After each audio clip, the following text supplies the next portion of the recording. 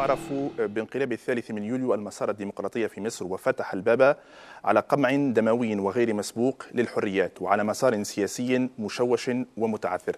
للحديث عن مآلات الأمور في مصر يحضر معنا اليوم في لقاء خاص على قناة المتوسط السياسي والناشط الدكتور إبراهيم العيسوي. دكتور، أهلا وسهلا بك في لقاء خاص على قناة المتوسط، وأهلا بك في تونس. أهلا وسهلا بك. ما هي الفروق بين ما حدث في 25 من يناير 11 و2000 و30 من يونيو 2013؟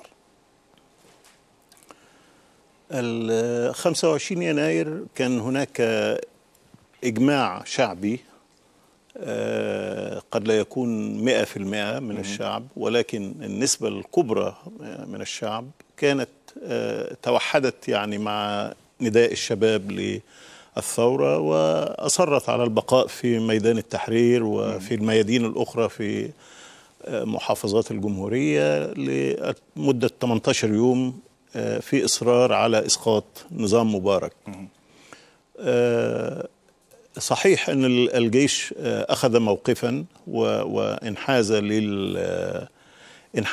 لاستبعاد مبارك، وكان له أسبابه الخاصة في ذلك، لأنه كان معروف أنه الجيش كان ضد مشروع التوريث الحكم إلى جمال مبارك، فوجدها فرصة سانحة. ولكن هو الجيش كان معروف أنه هو ركن من أركان نظام مبارك، وليس على عداء مع سياسات مبارك أو أي شيء من هذا القبيل يعني. فوجدوا الفرصة سانحة لتنفيذ ما يرونه. 30 يونيو حركة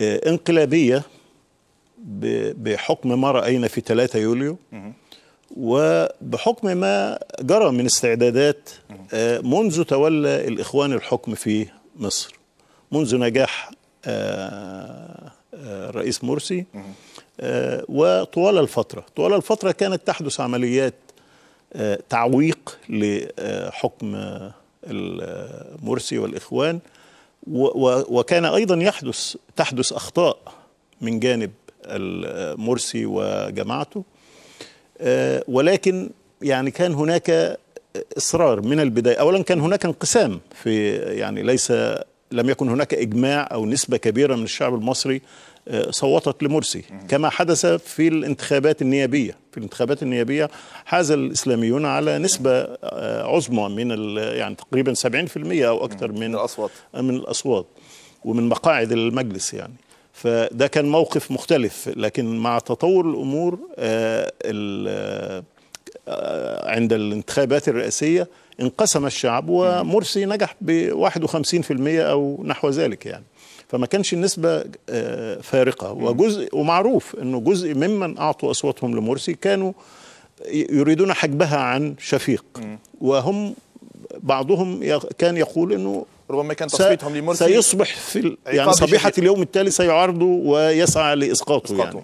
فهذه يعني عملية يعني منذ بداية نجاح مرسي وهي تخطط، وبرغم أنه حاول يستوعب قوى سياسية من خارج التيار الإسلامي كمستشارين ومساعدين، ولكنه الحقيقة فشل في هذه العملية، فشل فيها يعني، لم يستطع توظيفهم جيدا. وربما يكون كما يقال أن مكتب الإرشاد كان يعني عنده سطوة أكثر على مرسي من مستشاريه، ومن هنا ابتدى يقع في أخطاء يعني. حتى الإعلان الدستوري اللي هو كان يعني شرارة الأطراف السياسية التي رفضت أن تساعد مرسي يعني في أول فترة حكمه، وذلك بقبول هذه المناصب كمستشارين أو لم يرفضوا بالعكس قبلوا يعني عدد كبير من الليبراليين لكن هناك تيارات أخرى رفضت هذا الأمر. يعني خلينا نقول أنه عدد لا بأس به قبل أن يكون مستشارا، وهم من خارج التيار الإسلامي، ليبراليين أو يساريين بدرجة أو بأخرى، لكن أقل يعني في العدد. فدول يعني هذه المجموعة قبلت، لكن سرعان ما اكتشفت أنه ليس لهم وظيفة يعني، ليس لهم دور في الاستشارة أو في إبدار. حتى يمكن تذكروا أنه لما صدر الإعلان الدستوري اللي هو كان يعتبر الشرارة اللي أشعلت يعني مزيد من الاحتجاج، نائب الرئيس نفسه اللي هو المستشار مكي كان في الهند وعاد إلى البلاد وقال أنا لم أستشر ولم أخبر بموضوع الإعلان الدستوري، وكان لو أخبرني كنت هيبقى لي رأي مختلف يعني. فإذا هو في أخطاء من جانب مرسي. طيب هذا يصنف في خانة الأخطاء، هذا يصنف في خانة الأخطاء، ولكن كان إضافة إليها في محاولات للإفشال. يعني حدثنا عن هذه المحاولات.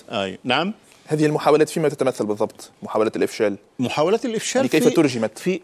في الشارع، احتجاجات في الشارع. يمكن تذكروا بعض الأحداث اللي كانت تحدث، أحداث عنف وأحداث قتل، يعني حرق وتدمير وهجوم على الفنادق في المنطقة المحيطة بميدان التحرير، وظهور مجموعات تسمى بلاك بلوك، ولا ندري الآن من يعني هم هؤلاء ومن كان وراءهم، من كان يدفعها، من كان يمولها، مدفوعين من قوة طبعا معارضة، وبالذات من قوى من النظام القديم يعني، ومن الشرطة ذاتها يشتبه في ان هي كانت توظف هؤلاء زي ما بتوظف بلطجية وغيره. حوادث قطع الطرق اللي بيحاكم عليها بعض قيادات الإخوان الآن. يعني احدى القضايا انه قطع طريق القاهرة اسكندرية. حوادث قطع الطرق دي حدثت منذ الأيام الأولى للثورة حتى نهاية، حتى 30 يونيو كانت تحدث يوميا، وفي قلب القاهرة وعلى كوبري 6 أكتوبر وكذا. فهي الأعمال من هذا النوع كانت تحدث قديما ولم يحاسب عليها أحد يعني. وطبعا المعارضة لأي خطوة يعني، إذا حتى انقطع التيار الكهربي فالسبب هو الحكم الإخوان، إذا يعني حادث طريق يبقى الإخوان، مع أن هذه الأحداث تكررت بعد 30 يونيو وحتى قبل حكم مرسي نفسه، وقبل حكم مرسي يعني، سواء حتى انقطاع التيار الكهربائي، مشاكل الخبز، مشاكل المياه إلى آخره، كل هذه الأمور لم تحل. هم يعني عاتبوا مرسي على انه صحيح انه وعد بحل 4 أو 5 مشكلات حياتية يعني خلال 100 يوم الأولى ليه، لكن يعني ده كان طبعا مجازفة منه ومبالغة في انه يستطيع حل هذه المشاكل. لكن هم برضو بعد 9 شهور لم يحلوا هذه المشاكل، بل تفاقم. ولولا الدعم الخليجي وبالذات الدعم في صورة منتجات بترولية إلى آخره ما كان الحكم يستمر. طيب المعارضة المصرية لماذا وقفت هذا الموقف من نظام الرئيس مرسي؟ يعني هو في يعني لماذا عوقته حتى دفعت وضعت يدها في يد الجيش لإسقاطه وضعت يدها في يد الجيش وفي يد أنصار مبارك وقوى من يعني تدين بالولاء لنظام مبارك.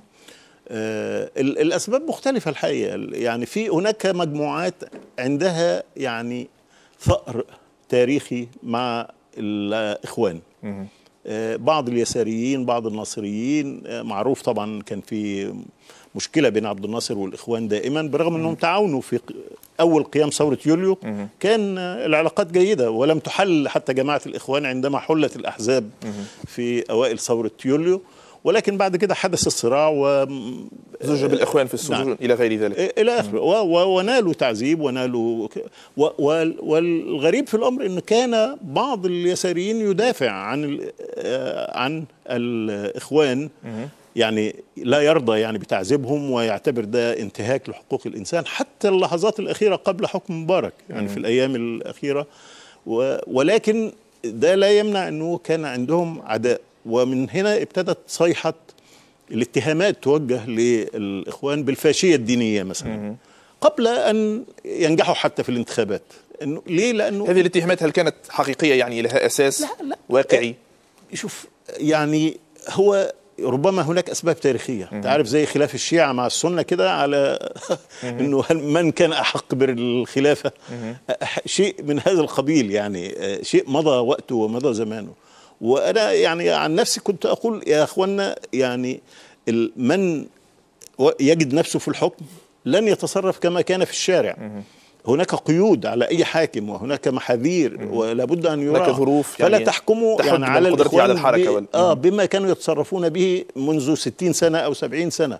الأمور تغيرت. فإذا كانوا بيقولوا مثلا الإخوان عندهم حوادث اغتيالات في وقت قبل ثورة يوليو أو بعدها، ده كان امر شائع في القوى في المعارضه السياسيه للاحتلال ولاعوان الاحتلال البريطاني في مصر، كان امر مقبول من كثيرين يعني. طيب يمكن ان نفهم يعني مصلحه العسكر في العوده للحكم من جديد او في الانقلاب. يمكن ايضا ان نفهم مصلحه المنظومه القديمه ونظام مبارك في الانقلاب العسكري. لكن ما مصلحه بقيه اطراف المعارضه المصريه؟ بقول لحضرتك هو في عداء تاريخي يعني عند هذه المجموعات اليساريه وبعض الليبراليين ضد الإخوان، ويتصوروا أنه إذا جاء الإخوان إلى الحكم فلن يخرجوا منه. وبعض الناس كانت يعني تحجب صوتها عن مرسي بهذه الحجج، أنه لو اخترناهم لن يرحلوا. طب يعني نجرب يعني لا، ما كانش فيه فرصة للتجريب. فإذا يعني في هذا العداء التاريخي، وليس لأنه يعني كانت هناك أي إمارات لتديين المجتمع. يعني لم نلحظ أثناء السنة اللي حكم فيها مرسي أنه مثلا أغلقت محل بيع الخمور أو أغلق شارع الهرم. المعارضة المصرية ارتكزت على هذه الحجج كثيرا في الإعلام، غير أخوانة الدولة إلى غير ذلك. لا، أخوانة الدولة هم كانوا يقصدوا بيها أنه تعيين عناصر إخوانية في المواقع الحاكمة. وده أمر برضو مردود عليه، لأنه أي نظام بيأتي أكيد أنه بيضع في مواقع القيادة أنصاره. يعني سواء في الديمقراطيين لما يجوا في أمريكا بيتعين الوزراء والسفراء وكذا من الحزب الديمقراطي، في إنجلترا نفس الشيء. فهذا أمر لكن الذي طبعا لا يقبل هو أن يمتد هذا إلى سائر أجهزة الدولة، وهو ما لا أعتقد أنه حدث بالنسبة التي كانوا يتحدثون عنها عندما يقولوا أخوانة الدولة. وأنا يعني أرد على هذه الحجة بأنه يا أخوانا، إذا كان هناك أخوانة للدولة وتمكنوا مما كان يقال عليه مفاصل الدولة، ما كان يسهل الإطاحة بهم بهذا الشكل. يعني لو مرتكزين على مواقع قوة في مختلف الوزارات كيف تطيح بهم يعني. فهذا غير صحيح. الواقع سهل الأمور، أنه مؤسسات الدولة لم تكن مع مرسي. الجيش برغم أنه حاول يستعطف الجيش ويكسب وده بترقيات وبكلام يعني معسول، وحاول أن يكسب الداخلية أو الشرطة برضو بنفس الطريقة، برغم أن كان في مطالب بتطهير الشرطة وسكت عن هذا، وكان في مطالب بتطهير القضاء. وده كان أحد الخلافات لما صدر الإعلان الدستوري اللي هو في نوفمبر 2013 وأثار الضجة دي.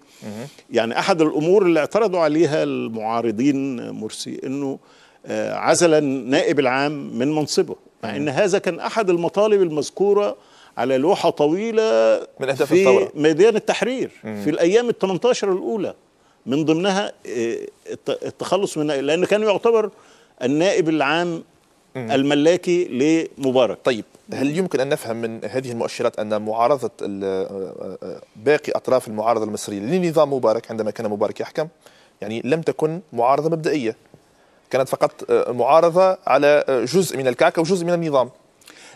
لا أستطيع أن أعمم يعني إلى هذه الدرجة. طبعا كان في عدم رضا عن قضية التوريث، وهذا ظهر طبعا في حركة كفاية لما نشأت، كان لا توريث لا تمديد.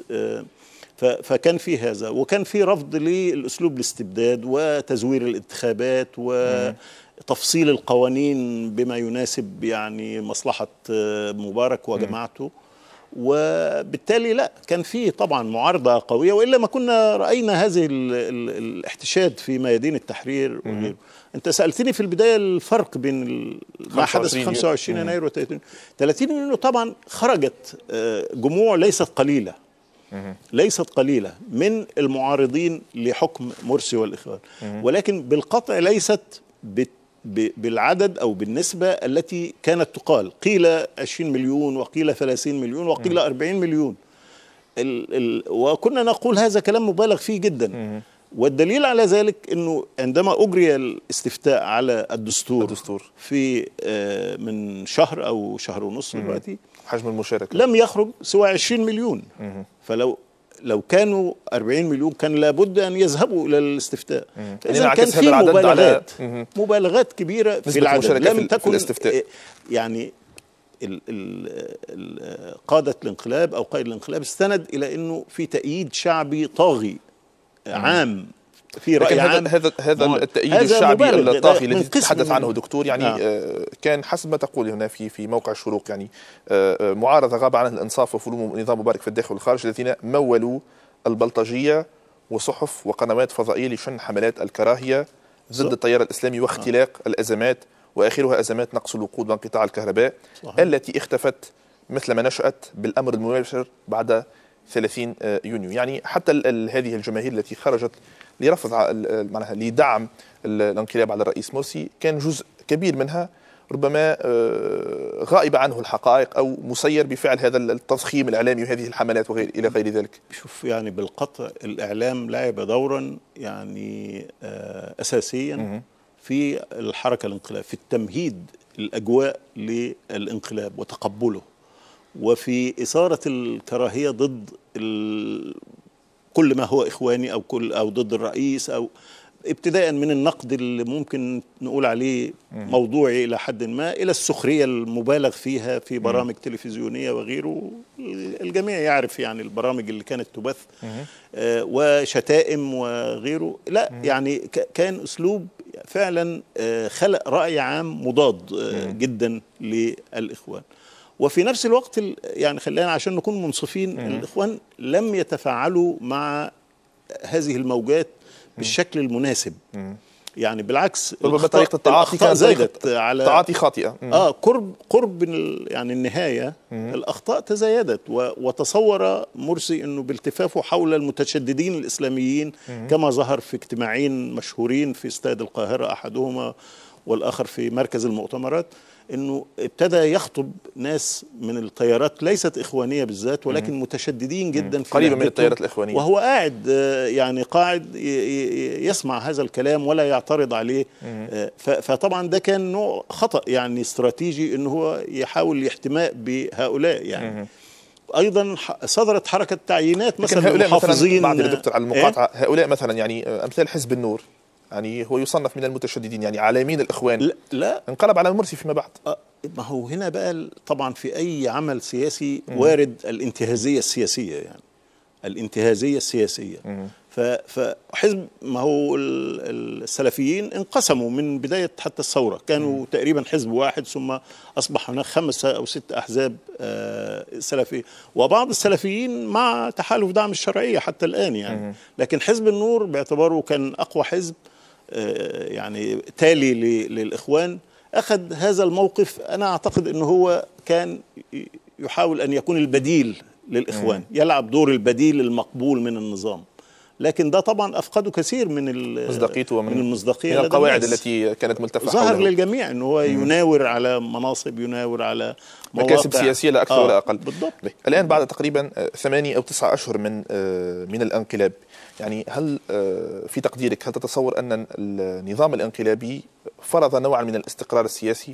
لا يوجد استقرار، لا يوجد استقرار سياسي طبعا. احنا وعلى الأقل فرض خط سياسي واضح أو خط ناظم بنتكلم عن للخارطة السياسية. النظام يحكم بالقوة، معه الدبابة والمدفع، والدبابة والمدفع ليست في المعسكرات، الدبابة والمدفع موجودين في الشارع لمدة 9 شهور الآن، وفي مواقع سكنية عادية خالص. يعني أنا أسكن بالقرب من رابعة وأرى يعني الشوارع محاطة بأسلاك شائكة فكنت أشبه الموقف بأن احنا أصبحنا في الضفة الغربية، الحواجز الأمنية والتفتيش وغيره. لا طبعا لا يوجد استقرار، وإلا ما كان حتى تردى الوضع الاقتصادي بالدرجة التي تردى إليها. عدم الاستقرار جاي طبعا أن في تظاهرات معارضة، وفي إصرار من النظام على أنه عدم الالتفات إلى هذا واعتبارها حركات إرهابية وحركات يعني إثارة الشغب وغيره. وأصبح الطلاب اللي هم يعني كانوا بيعتبروا رمز من رموز الثورة والشباب وتمكين الشباب، وفي بيان 3 يوليو كان أحد كان يتحدث عن تمكين الشباب، البنود تمكين الشباب. أنت بتمكن الشباب ولا بتقتل الشباب النهاردة اللي بيحدث في الجامعة، وكيف تستباح الجامعات من داخلها. يعني ليس تدخل الشرطة ليس أن الشرطة تقف خارج الجامعات، الشرطة الآن في قلب الجامعات، في الحرم الجامعي وحتى من قبل التصريح لها رسميا بالدخول اقتحمت ودخلت وطاردت الطلبة جوه والطالبات لا. من أين سيأتي الاستقرار؟ وأنت ترفض أي دعوة للمصالحة. لما رئيس الدولة المؤقت يقول لم تعد المصالحة واردة، ولما رئيس السيسي كل يوم تصريحاته سنعلن الحرب على الإرهاب. انت عندما حتى بالإرهاب هم الإخوان طبعا ما هو اعلان رسمي من مجلس الوزراء ان الإخوان جماعة إرهابية، مع ان ده قرار يعني مجلس الوزراء ليس محكمة حتى تصدر قرار ولا حتى توجه اتهام بانه شخص ما إرهابي، والا لكان من الواجب ان يضعوا كل الإخوان في السجون بقى ما داموا إرهابيين يعني. فهو كلام لا منطق له يعني. وبعدين الاضطرابات يوميا يعني في حالة قلق، وحالة القلق لا يستقيم معها أن مستثمر مثلا يأتي بأمواله ويفتح مصنع أو يفتح مشروع.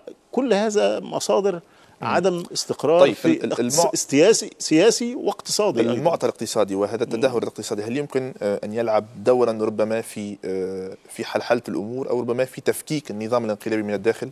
لا، هو النظام بيراهن على أنه يتلقى دعم من الخارج، وبالذات لكن هذا الدعم إلى أي مدى يمكن أن يستمر؟ لن يستمر لكن النهاية مؤقتا هو يستريح إلى هذا الدعم ويرى أنه يمكن أن يعبر به بعض الأزمات.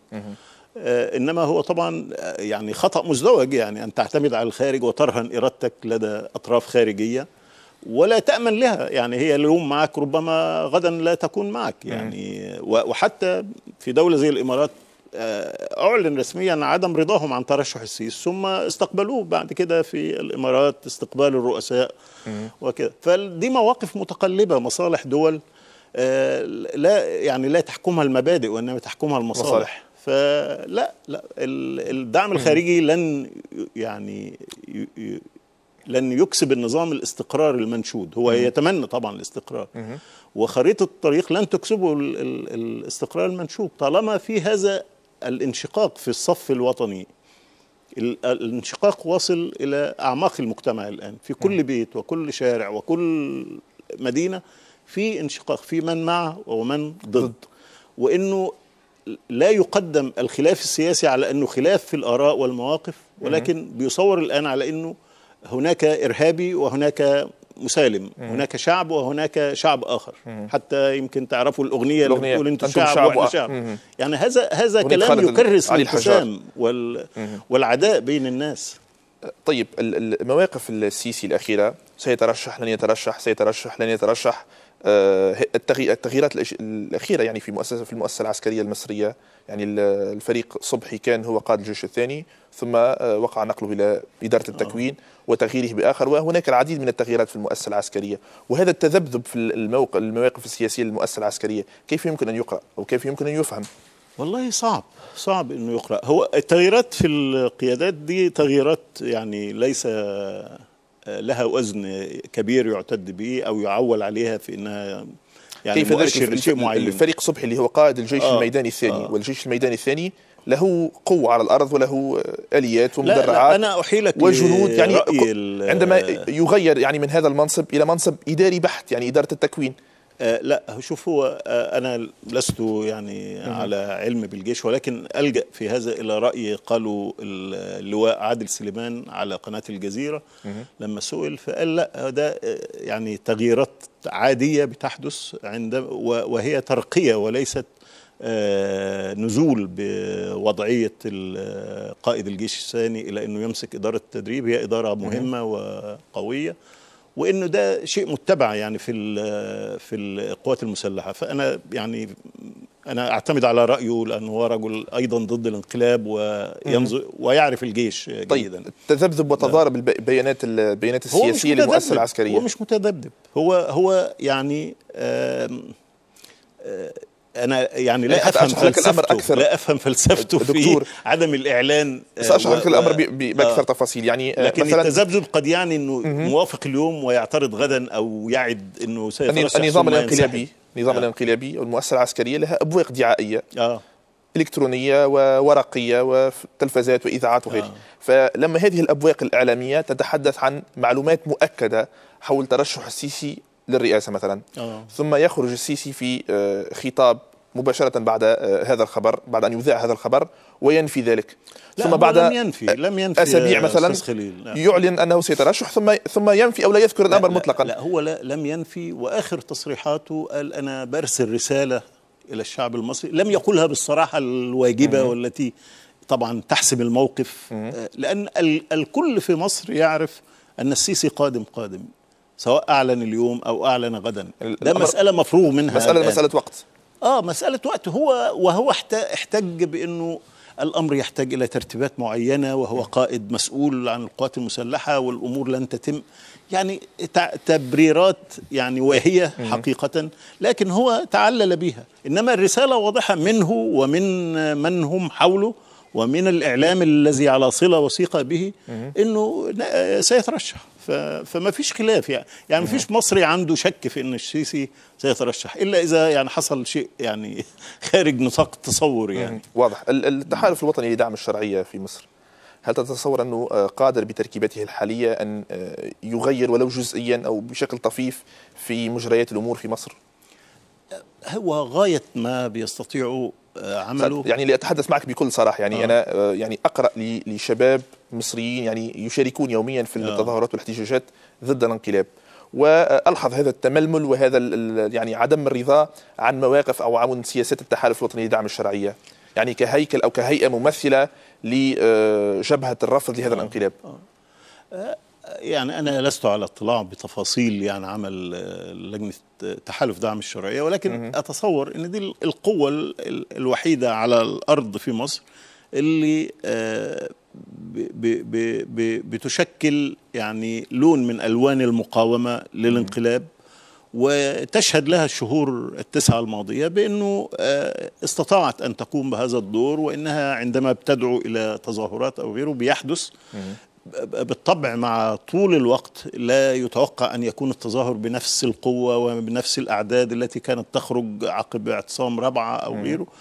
ده شيء طبيعي يعني، إنما استمرارها ولو بأعداد قليلة. وإحنا دائما بنقول ثورة يناير بدأت بمظاهرات كفاية التي كانت بالعشرات يعني، فالعدد ليس يعني عنصر حاكم هنا، ولكن الانتشار الجغرافي للتظاهرات في أماكن مختلفة من البلد، والإصرار على خروجهم برغم أن في قانون يمنع التظاهر، وفي مطاردات من الشرطة، وفي كل يوم في ناس بتموت يعني عمليات قتل، لا يمر يوم إلا في قتل 1 أو 2 أو 5 بيحصل. فده في نوع من الصمود ضد الانقلاب. طبعا جبهة الإخوان تفتتت إلى حد كبير بخروج ناس منها في الخارج، صحيح بيحاولوا يعملوا شيء في الخارج، لكن الجبهة بالقطع أصابها شيء من الضعف، لكن هذا لا يعني في رأيي أنه موت الحركة، لأن الحركة صمدت 80 سنة، وأنا بتكلم هذا من موقع اليسار وليس من موقع يعني موالي للإخوان أو غيره. أنا معركتي هي الديمقراطية وليس الإخوان، فلتأتي الديمقراطية بأيا كان وليعزل بالطريقة الديمقراطية. إنما الأمر الواقع والذي يقر به يعني ناس من المعارضة بما فيهم من جبهة الإنقاذ، إنهم بيقولوا هذا كان أقوى تنظيم سياسي في مصر، وإنه لو كانت حصلت انتخابات ما كنا سنستطيع أن نهزم هذه القوة، ولذلك استدعي الجيش للتدخل. طبعا استدعية دي عبارة ممكن نقف عندها، إنه هل هو استدعية أم كان يجهز للدخول المعركة ويدفع وكذا، لكن ده الإخراج المسرحي يعني للعملية. طيب النظام الانقلابي منع مؤخرا التحالف الوطني لدعم الشرعية من عقد مؤتمره أو من عقد مؤتمر صحفي، وفي الأشهر 8 و9 الماضية يعني تعامل النظام الانقلابي مع التحالف الوطني لدعم الشرعية كان يعني تعامل خفيف، يعني العراقيل والمنع ومثل هذه السياسات لم تكن صريحة، لم تكن واضحة. الآن هناك خطوة يعني متقدمة، يعني خطوة مفاجئة، وهي منع هذا التحالف من عقد مؤتمر صحفي ومنعه بالقوة، وانتشر أفراد الشرطة والبلطجية في الشوارع لمنع هذا المؤتمر. هذه الخطوة كيف يمكن أن تقرأ؟ والله يعني هي ليس لها تفسير إلا الغباء السياسي الغباء السياسي، لأنه معروف أنه لم تعد تستطيع أن تحجب أي معلومة اليوم. وإذا لم تخرج المعلومة من المؤتمر الذي كان سيعقد في مقر حزب الشعب، حزب العمل أو اللي هو اسمه الاستقلال الآن، كان هتعلن بره في الخارج يعني. فتمنع ماذا يعني؟ ولكن غير صحيح أنه كان في تهاون يعني طبعا الانقلاب بدأ بإغلاق كل القنوات ذات التوجه الإسلامي، وإغلاق بعض الصحف اللي هي في هذا الاتجاه، سواء كانت إخوان أو غير إخوان. فكان في يعني محاصرة لهذا. طبعا استمر القوى في التحالف دعم الشرعية، ويعني لم تكن تهاجم بهذه القوة، لكن هو النظام تصور أنه هيكون في إحراج له تجاه التقرير الذي خرج من المجلس القومي لحقوق الإنسان. وطبعا هو المجلس القومي لحقوق الإنسان فقد مصداقيته كحكم في الموضوع، لأنه من الأيام الأولى لتكوين هذا المجلس وهو تكون من مناصري الانقلاب، من رحم الانقلاب العسكري ومن مؤيديه. بالاستثناء الوحيد هو شخص واحد اسمه محمد عبد القدوس، هو اللي من الإخوان وقبل أن يكون في المجلس، ربما له يعني أسبابه في أنه يبقى قوة، يكون جزء من هذا المجلس. لكن المجلس أعلن قبل بدء التحقيق أنه الإخوان هم اللي ارتكبوا المجازر في رابعة، وهم عناصر إرهابية، وهم كذا وهم يعني أدين الإخوان قبل إجراء التحقيق الذي يزعمون أنهم أجروه الآن، وهم يقولوا أنه تحقيق ناقص وأنه هناك معلومات لم تصلهم. فأنت إذا كان التحقيق ناقص وغير مكتمل المعلومات، لماذا تخرجه إلى الملأ؟ سيثير رأي عام، سيثير جدل، تريد أن تمزيه من التشكيكات. فطبعا لم يكن من اللياقة أن يقدم تقرير ما دام المعلومات ناقصة. هم يقولوا إذا من لديه المعلومات يعني يتقدم بها. النظام الانقلابي كان في فترة من الفترات يعني يذهب إلى تقديم أي شيء، ربما أي شيء لإسكات المنظمات الحقوقية ومنظمات حقوق الإنسان في العالم. وهناك حرك في خارج مصر يعني في العالم للتنديد بالمجازر وبالفظاعات التي وقعت وارتكبت في حق المصريين وفي حق المتظاهرين. معناها هذه الخطوة يمكن أن نفسرها على أنه ربما النظام أراد أن يرد على هذه الحملات. والله يعني النظام يتجاهل كثير من الاعتراضات والاحتجاجات التي تصدر من أمنستي أو غيرها من مجلس حقوق الإنسان التابع للأمم المتحدة. لماذا إذن ردت هذه معناها ردة الفعل المنفعلة يعني فيما يتعلق بهذا التقرير؟ أنا أتصور إنه في حالة من العصبية، يعني ليس هناك عقلنة للأمور، وإنه القوة هي السلاح المسيطر الآن، يعني القوة وليس العقل، ده الذي يحرك هذا النظام حاليا. ويتصور إنه ما دام يملك القوة والسلاح إنه يستطيع أن يكبت أو يقمع أي حركة. وهذا طبعا يعني تاريخيا ثبت انه شيء غير فعال. هذه العصبيه لا يمكن ان تقرا على انها مؤشر لبدايه الانهيار. بدايه اي انهيار؟ انهيار النظام الانقلابي. لا لا لا, لا. النظام الانقلابي لسه معه عناصر قوه ومعه مسانده من قوى سياسيه، والقوى المعارضه تقمع وتعارض بكل الوان الشده والقمع يعني، بما في ذلك التعامل مع الطلاب ومع بنات الصغار ومع اطفال وغيره يعني. فلا، هو لا زال مغترا بقوته ويراهن على أنه معه قوة سياسية تؤيده، حتى ولو كانت يعني غير مستريحة تماما للتطور الذي حدث. وزي ما مش عارف ذكرت من شوية أنه هناك عناصر أيدت الانقلاب ولكنها الآن ارتدت قليلا. هي لم تعلن ندمها على يعني هي في مرحلة الشك ما حدث، إنما هم في مرحلة أنه يقولوا ما كنا نتوقع أن نعود إلى عهد الاستبداد أو عهد التسلط أو عهد القمع، وما كنا نأمل في أن يكون هناك قائد جيش هو الذي يرشح رئاسة الجمهورية. ودي رموز يعني بارزة، منها يعني علاء الأسواني وهو أيد الانقلاب، وعدد من الناس في هذا الاتجاه. وأنا بقول أنه إذا كان يعني الأمر يجب أن يصل إلى مداه، فعليهم أن يعترفوا بأنهم أخطأوا عندما أيدوا الانقلاب، لأنه هو كمن يريد أن يعني هو فرح بإزاحة الإخوان، إزاحة الجيش للإخوان، وعنده يعني إحساس بالدين للجيش أنه فعل هذا، لكن هذا لا يبرر أن تقبل الخطايا. وإذا كان التبعات غير مقبولة فعليك أن تقول أنا أخطأت عندما لجأنا إلى هذه الخطوة. ولكن طبعا هم يقدمون مبررات برضو يحاولون أن يقنعوا الناس بها. طيب، موقف الطرف الأمريكي من ما يحصل في مصر، الموقف المتحفظ، كيف يمكن أن نفهمه؟ أنا أرى أنه موقف أمريكا أولا بتتهم أنها مع الإخوان، وفي نفس الوقت تتهم أنها ضد الإخوان، التيار الإسلامي عموما وضد الإخوان. وأمريكا هي التي أعلنت الجماعات الإسلامية جماعات إرهابية، وهي اللي أعلنت الحرب على الإرهاب منذ أحداث 11 سبتمبر. فإذا أنت بتتحدث عن أي قوة، وأمريكا هي الصديق الصدوق لمن أيدوا الانقلاب.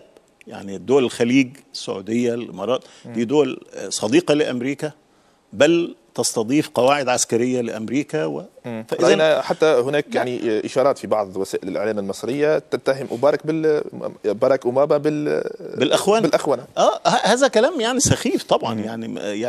يعني بأي عقل يعني أمريكا لا تنظر إلا إلى مصالحها، وهذا هم ما يقولونه حتى في الكونجرس وغيره. هم يريدون حكم لا يناوئ إسرائيل، لا يقف موقف العداء من إسرائيل، ويحافظ على اتفاقية السلام. يريدون استمرار تدفق النفط بدون مصاعب، ونظم حكم موالية لأمريكا فقط. إذا خرجت عن هذا الخط فأنت ستحارب. طيب، خطوة سحب السفراء، يعني السفير السعودي البحريني والإماراتي من قطر، على خلفية سياسة قطر الخارجية الداعمة للإخوان والاتحالف الوطني لدعم الشرعية، يعني ألا يمكن أن تقرأ على أنه النظام الانقلابي أفلس تماما، يعني بالمعنى السياسي وبالمعنى الاستراتيجي، والدول الداعمة للانقلاب والداعمة للمنظومة الانقلابية في الدول التي شهدت الربيع العربي تدفع بكل قواها وتلعب ورقاتها الأخيرة في سبيل دعم هذا المسار الجديد، يعني مسار الانقلاب؟ لا، أنا مش فاهم السؤال كويس. يعني مواقف قطر، مواقف الإمارات والسعودية والبحرين بسحب السفراء. أيوة.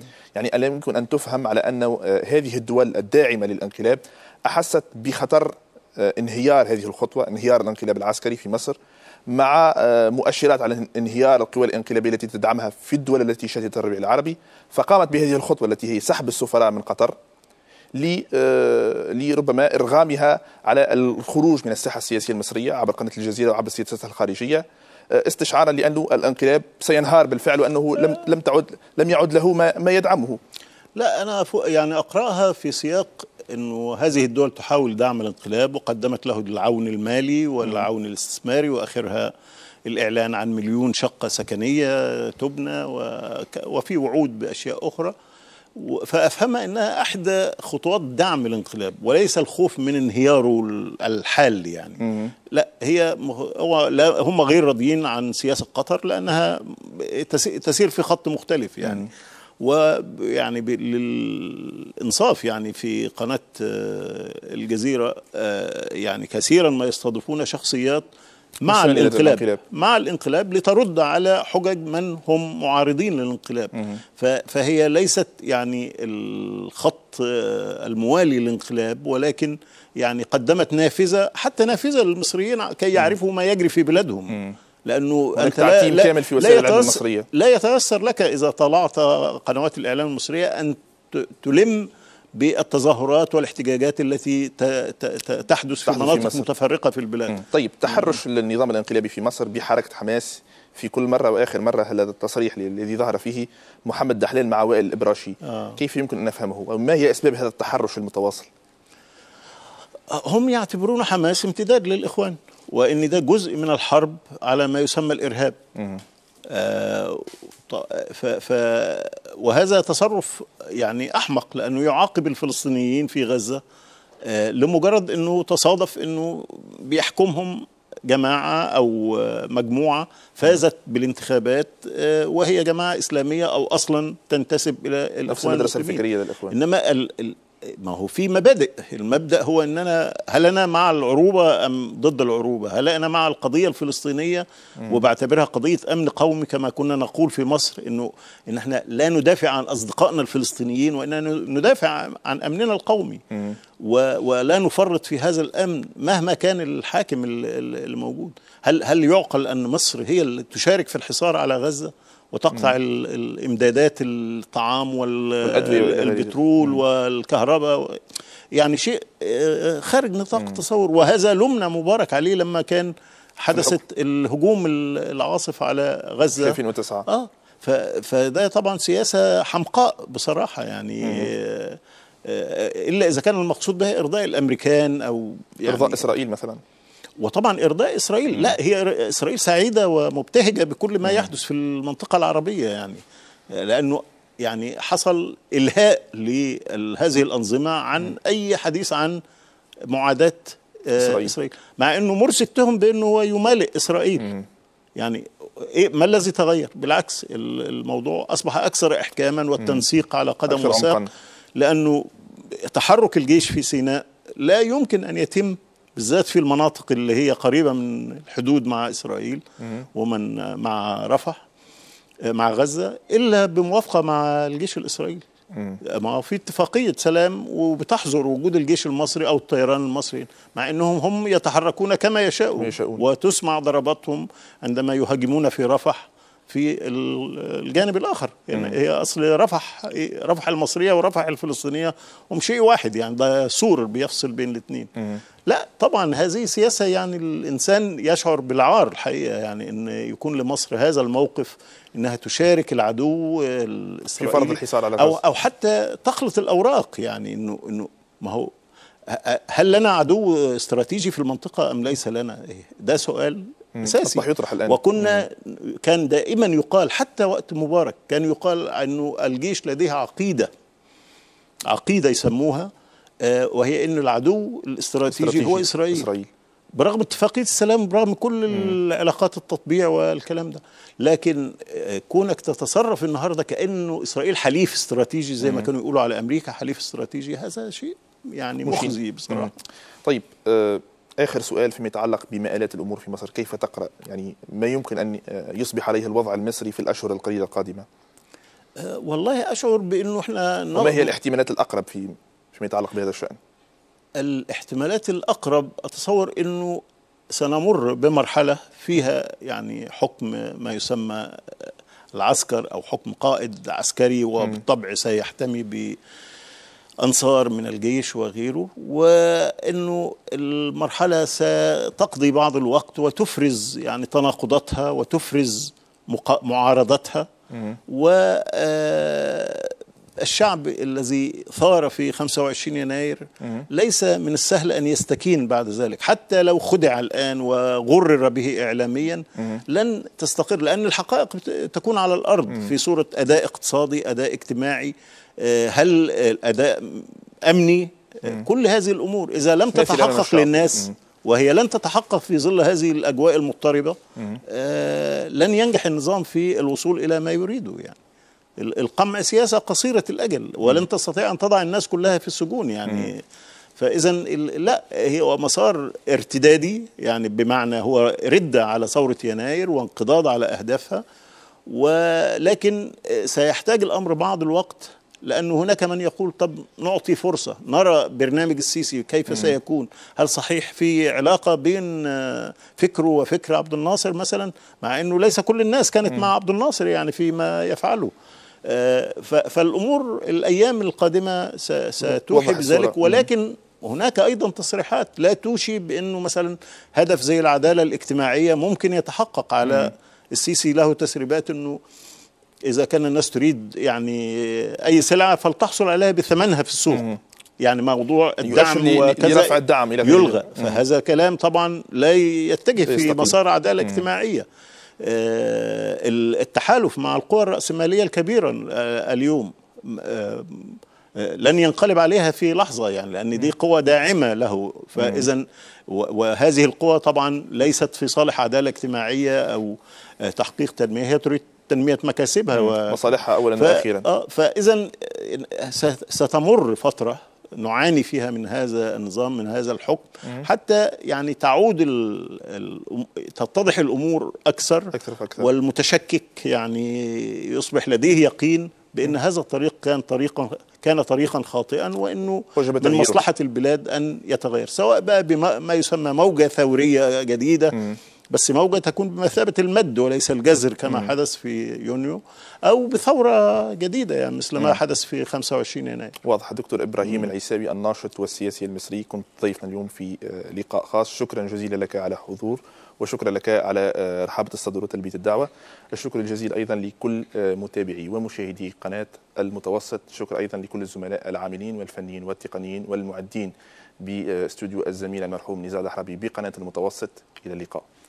شكرا.